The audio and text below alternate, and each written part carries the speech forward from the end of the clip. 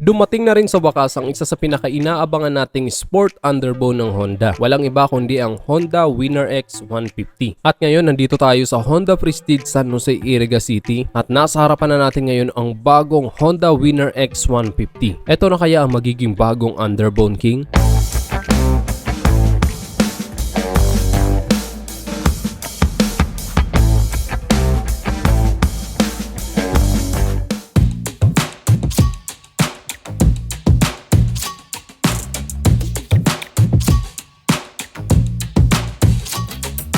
The all-new Honda Winner X 150. Grabe, sobrang tagal nating inabangan na dumating ito dito sa Pilipinas at maski ako, hindi ako makapaniwala na nasa harapan ko na ang napakapoging motor na ito. Marami kasi ang nagsasabi na malabong dalhin ito dito sa Pilipinas at exclusive lang ito sa ibang bansa. Pero ayan, dahil mahal ng Honda ang mga Pilipino, pinadala nila ang napakaangas na Honda Winner X 150. Siguradong kilala ninyo si Motodeck dahil marami ang umiidolo sa kanya pagdating sa motovlogging. Alam nyo bang ganitong motor ang binili niya kamakailan lang? Ang Honda Winner X Standard Version. Opo, Standard Version itong nasa harapan natin ngayon. Ibig sabihin, wala itong anti-lock braking system at wala itong charging port. Yun lang naman ang pagkakaiba nila. Pero pagdating sa forma, napaka-pogi talaga. Dito pa lang sa kanyang head cowling, napaka-sporty ng kanyang design. Glossy black ang kulay nito. Kaya kung mapapansin natin, meron siyang butas dito dahil nandito ang kanyang busina sa gitna. At dito pa lang sa harapang bahagi nito, napakaganda na talaga ng kanyang disenyo. At dito sa kanyang front fairings, very modern yung kanyang design. Bagay na bagay sa design ng kanyang headlight. Yung kanyang headlight ay medyo nakahawig sa headlight ng Honda Click 125, no? Tapos meron din siyang DRL o daytime running light. And mas naging bad boy tingnan yung kanyang design dahil dito sa kanyang DRL, oh, para siyang putol na kilay yung kanyang disenyo para sa akin. At ang maganda nga dyan, naka-LED na yung kanyang headlight kaya maliwanag ito. At yung kanyang mga turn signal lights ay nandito sa gilid. Naka-LED na rin yan kaya kitang-kita tayo sa kalsada. And meron pa siyang mga exhaust dito para sa ingawan ng hangin. Bali design for aerodynamic itong Honda Winner X na ito. At very premium, ang ganda ng pagka-glossy white nito, parang naka-ceramic coating, oh, napakakintab. Maganda rin yung design ng kanyang front fender, color glossy white din ito, bumagay dito sa kanyang front fairings. At mas pogi siyang tingnan kapag ganitong naka-side view, mas ma-appreciate mo yung pagiging sporty looking na motor na to. Talagang pang MotoGP talaga yung kanyang design. Ayun, combination siya ng black and white,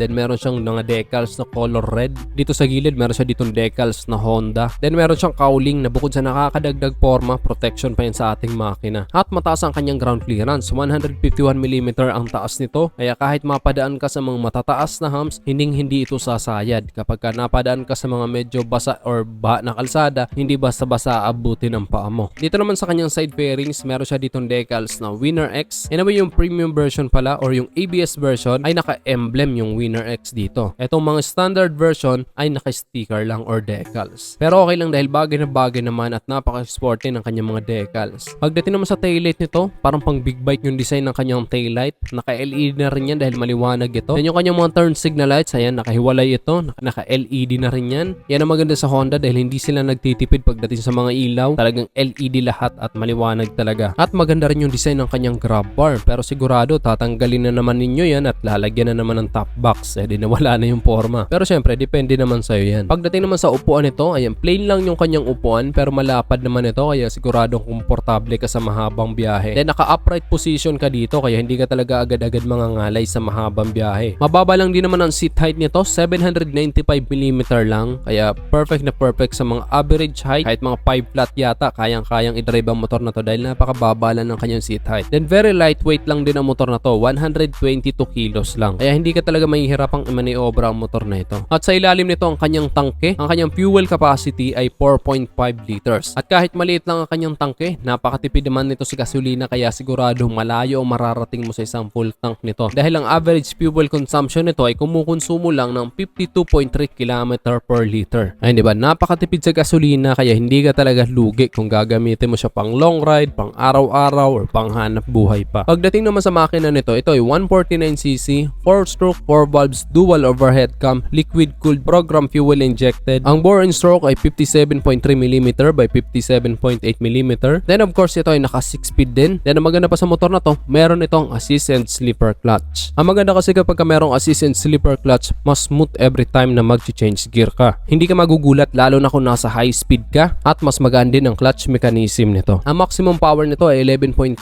kilowatts at 9,000 RPM with a maximum torque of 13.5 Nm at 7,000 RPM. At isa sa safety features nito ang tinatawag na bank angle sensor. Kapag nag-banking ka at umabot ng 70 degree, automatic na mamamatay ang makina nito. Hiniiwasan lang nito na hindi madisgrasya ang isang rider, kaya hindi ito pwede para sa mga kamote. Pagdating naman sa kanyang instrument panel, fully digital display na rin ito, kaya madali mong mababasa ang kanyang mga indicator. Hindi ka rin malilito dahil meron itong gear indicator sa kanyang panel. At kahit standard version nito, nakakeyless pa rin ito. Yung nga lang, kagaya na sabi ko kanina, wala itong charging port dito sa kabila, para lang yun dun sa premium version or yung ABS version. Sa mga switches naman ito, dito ang kanyang high beam and low beam switch, then meron pa siyang passing light, at ayun ang kanyang busina at ang kanyang turn signal light switch. Sa kabila naman ang kanyang electric push start. Anyway, wala po itong kickstart, bali electric push start lang. Then malala pa din ang kanyang gulong. Ang sukat ng kanyang gulong dito sa harapan ay 90 by 80 by 17. Sa likod naman ay 120 by 70 by 17 na naka-tubeless na mga gulong nito. Pagdating naman sa preno, naka-disc brake sa harapan with single Nissan caliper. Ganon din dito sa likuran. Maganda rin yung design ng kanyang muffler. Modern and sporty rin ang design nito, kaya kahit hindi mo napalitan. May color black ito, and then meron siyang end cap na color silver dito sa dulo. Bumagay sa design ng kanyang foot peg na color silver din. Then maganda rin itong kanyang foot peg, color silver din. Very sturdy, kaya safe na safe itong apakan ng angkas mo. Then meron siyang multi-purpose dito na butas para kung meron kang mga dala-dala, kung meron kang kailangang itali, ayan, meron kang pagsasabitan dito. Pagdating naman sa presyo, ang kanyang cost price ay 124,860 pesos. Then pwede mo rin siyang i-avail ng installment. Ang minimum down payment nila dito ay 17,000 pesos.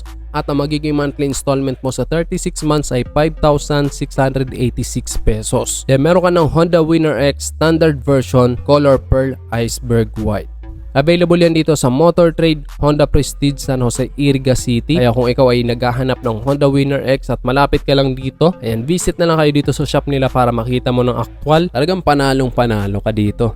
Pagdating naman sa makina, diba, very advanced din, kaya siguradong mabilis ang motor na to. Ayon pa nga sa mga sumubok ng top speed nito, kaya nitong tumakbo ng mahigit 140 kph. Pero depende pa yan sa bigat ng rider, sa uri ng kalsada at uri ng panahon. Pero syempre, hindi natin ina-advise na magpatakbo tayo ng ganong katulin. Tama lang yung mga 60, 80 to 100 kph. Ang importante, meron kang poging motor na Honda Winner X. Kaya para sa mga matagal na nag-aabang ng Honda Winner X, ayan, nasa harapan na natin. Pumunta na lang kayo sa mga kasa ninyo, baka meron dong available sa inyo. Lapitan ninyo at magtanong at bilhin nyo na. Dahil marami ang nagko-comment dati na kapag dumating yan dito sa Pilipinas, bibilihin ko na. Ayan, nandito na siya sa Pilipinas, bilhin nyo na. Siguradong hindi kayo magsisisi sa motor na to. So yun na guys, dito na natin tatapusin ang video to. Sana nagustuhan ninyo, at kung nagustuhan nyo naman ang video to, just hit like. Kung bago ka lang sa aking YouTube channel, huwag kalimutan mag-subscribe. Click mo na rin ang notification bell para sa mga susunod kong video ay updated ka palagi. Yun lang guys, hanggang sa muli, ako sa Rosgo TV. Ride safe always and God bless.